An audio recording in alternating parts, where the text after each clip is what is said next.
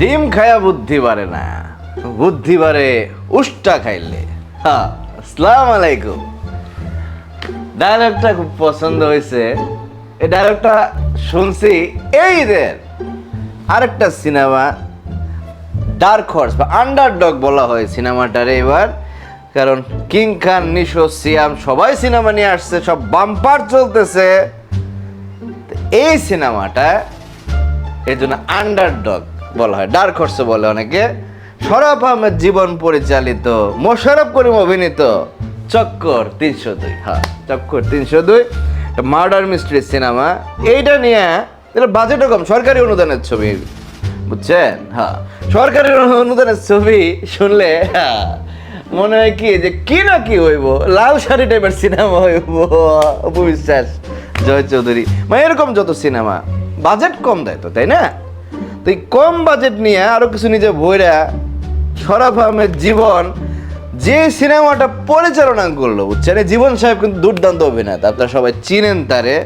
হ্যাঁ, ওই যে কাজল আরিফিন অমিন নাটকগুলোতে আমরা দেখি তারে, চিনি। ওই যে বোরহান, বোরহান যে চরিত্রটা করে। যাই হোক, জীবন সাহেব এরকম একটা জিনিস উপহার দিবে এটা অনেকেই চিন্তা করে নাই। চক্কর ৩০২ আমার কাছে পার্সোনালি ভালো লাগছে। হ্যাঁ, ভালো লাগছে।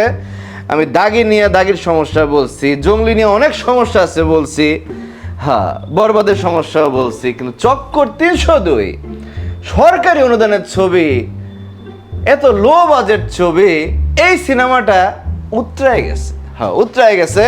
জীবন সাহেব, আগে আপনারে কংগ্রাচুলেশন দিয়া ভিডিওটা শুরু করি। এই সবচেয়ে বড় শক্তি কি জানেন? বাঘা বাঘা অভিনেতা অভিনেত্রী। হ্যাঁ, হইতে পারে নাটক থেকে আসা অভিনেতা, কিন্তু তারা থিয়েটার করে আসছে, বুঝছেন? বেশিরভাগ থিয়েটার শিল্পী। হ্যাঁ, সুমন আনোয়ার যখন আসছে ভাই স্ক্রিনে, মোশাররফ করিমের কথা তার আলাদাভাবে বলার কিছু নাই। সে তো অনেক উচ্চ মানের অভিনেতা, স্যার এক্সপ্রেশন, রাগের হোক, কমেডি হোক, তার মতো কমেডি সেন্স, টাইমিং তো কোনো শিল্পী নাই। হ্যাঁ, তার মধ্যে রাগের সিন, আবেগের সিন, যখন যেটা দরকার, কি টাইমিং, মানে মোশাররফ করিম অভিনয় করে না আসলে, এটাই হচ্ছে সবচেয়ে তার বড় কোয়ালিটি, সে অভিনয় করে না। হ্যাঁ, তার কথা আলাদা করে বলার কিছু না, সে তো টাইনা নিছেই ডিবি ক্যারেক্টারটা। কিন্তু সুমন আনোয়ার, তিনি একজন নির্মাতা, কিন্তু তার অভিনয় দেখতে দেখতে দিন দিন তার ভক্ত হয়ে যাইতেছি। হ্যাঁ, একটা ভিলেন ক্যারেক্টার করছে, কি মজা লাগে ভাই। একটা ভিলেন ক্যারেক্টার যদি এত মজা দেয়, আর কি লাগে ভাই।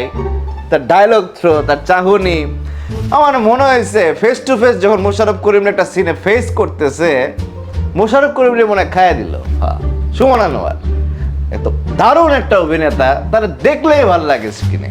হ্যাঁ, এই জায়গায় ফাটাই দিছে।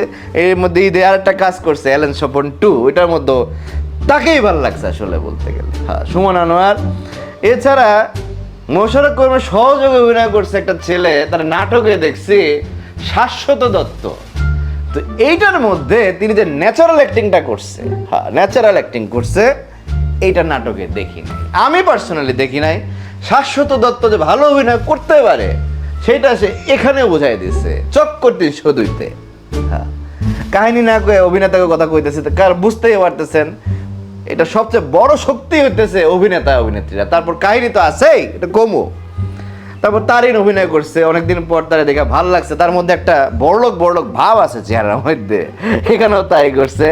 আর তার স্বামী চরিত্রে করছে জনপ্রিয় নায়ক দেখাইছে তাকে অভিনেতা রনক হাসান, তাকে তো চিনেনি, সে অনেক বড় অভিনেতা, মঞ্চ অভিনেতা বলেন বা যাই বলেন, অনেক পুরান অভিনেতা।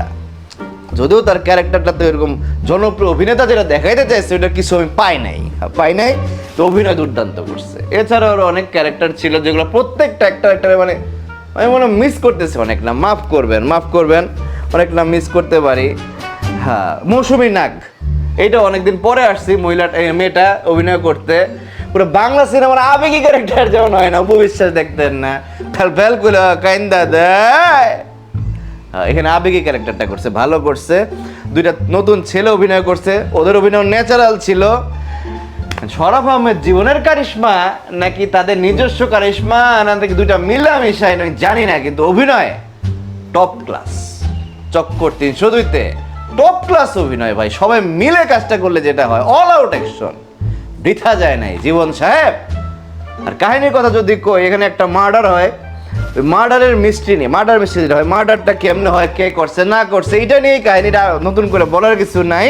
মার্ডার মিস্ট্রি সম্বন্ধে যেরকম জানেন, একটা মার্ডার হয়, একটা ছেলে 3 বন্ধু বান্ধবীর মধ্যে, ওটা নতুন মেয়ে ছিল বুসরা, ওরকেও ভালো লাগছে আমার। হ্যাঁ, তো এই 3 বন্ধু বান্ধবীর মধ্যে একটা ছেলে মার্ডার হয়, ডিবি হিসাবে থাকে মোশাররফ করিম, সে এটার ইনভেস্টিগেট করে।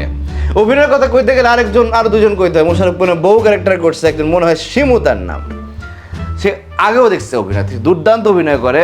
এবং তার মোশাররফ করিম মায়ের ক্যারেক্টার যে করছে ভাই, আসলে এই চক্কর দিন শুধুইতে মানে মায়ের ক্যারেক্টারটা বারবার হাসাইছে। হ্যাঁ, শাশুড়ি বউয়ের যে একটা কেওস, একটা মজার আকারে দেখাইছে। মোশাররফ করিমের সাংসারিক জীবন দেখাইছে, তার থ্রিলিং অভিজ্ঞতা দেখাইছে মিস্ট্রি সলভের সময়, ড্রামা দেখাইছে যখন কাদা দরকার, মানুষ কানছে ভাই, কি জঙ্গলি জাগি দেখা যারাই কানছে না কানছে পরের ব্যাপার। এখানে তো কাদার কথা না, একটা থ্রিলার সিনেমা, এখানেও কানছে মোশাররফ করিম, কান্দায় ছাড়ছে। শরাফ আহমেদ জীবন, আমি কানছি।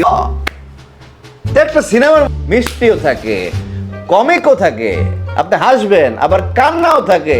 এই সিনেমাটার মধ্যে আর কি বাকি থাকে ভাই? খালি কম বাজেটের সিনেমা, স্টার কাস্টও নাই দেখা সিনেমাটা নামায় দিবেন তো হইতে পারে না।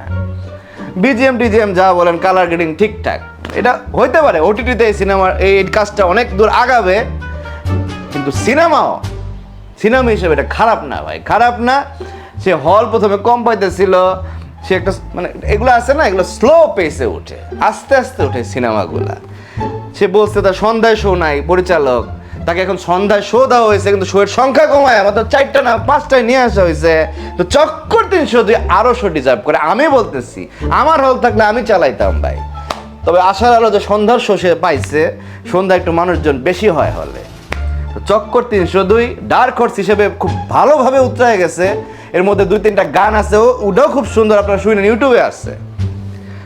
এই যে অভিনেতাগুলা মিল্লা, এরকম একটা কাহিনী, মিষ্টিটা কিন্তু হালকা তেমন না, মিষ্টিটা ভালো মিষ্টি, যদিও এর চেয়ে অনেক ভালো মিষ্টি আমরা মালায়ালামে দেখি। হ্যাঁ, মালায়ালামে দেখি, তবুও এটা খারাপ না। ফিনিশিংটা খুব দারুণ দিচ্ছে, টুইস্ট রাখছে চক্কর 2 এর, এটা খুব ভালো করছে। হ্যাঁ, এটা দরকার আছে, থ্রিলারগুলো দেখলে খুব ভালো কাজে দেয়, সুন্দর ফিনিশ করছে। আমার না ঝুলে নাই কোথাও কাহিনীটা, আমার কাছে প্রতিটা মুহূর্তই ভালো লাগছে। হ্যাঁ, ডার্ক হর্স হোক আর যা হোক, এই সিনেমাটা আমি দেখতে রিকমেন্ড করব। হলে যায় অবশ্যই দেখবেন। এই 4টা সোজাতে বাইরে 14টা হয় অ্যাটলিস্ট, আর ওটিটিতে আসলে তো দেখবেনই। এই ড্রামাটা মানুষের মনে থাকবে। আমি চাই জীবন সাহেব সামনে আরও কাজ করুক, চক্কর 2 আসুক, আরও কাজ করুক। এই লোকটা ভালো কাজ করতে আসছে, ভালো কাজ করতে আসছে। হ্যাঁ, ডেডিকেশন দিয়ে কাজ করছে, পুরা টিম মিল্লা ঝাঁপায় পড়ছে কাজটার মধ্যে, এটা বোঝা যায়। চক্কর 302 নিয়ে আরও অনেক কিছু বলার থাকলেও না বলে আমি খালি চাই আপনারা সিনেমাটা দেখেন। কারণ সবাই নামায় দিতে চাইলেও, অনেক স্টারের অনেক কিছু নামায় দিতে চাইবো, কিন্তু আপনারে বাইর করতে হবে যে কোনটা আসল রত্ন, বুঝছেন? হ্যাঁ, মালায়ালামে কিন্তু এরকম কম বাজেট অনেক দারুণ দারুণ সিনেমা হয়, সবাই মনে রাখার মতো। আমাদের দেশে না কেন? চক্কর 302 জন্য শুভকামনা। শরাফ আহমেদ জীবন, সুমন আনোয়ার, মোশাররফ করিম, আরো সব কলাকুশলীর জন্য শুভকামনা। আমার ভালো লাগছে, আপনাদেরও ভালো লাগবে। সবাই সবার জন্য দোয়া করবেন। আল্লাহ হাফেজ।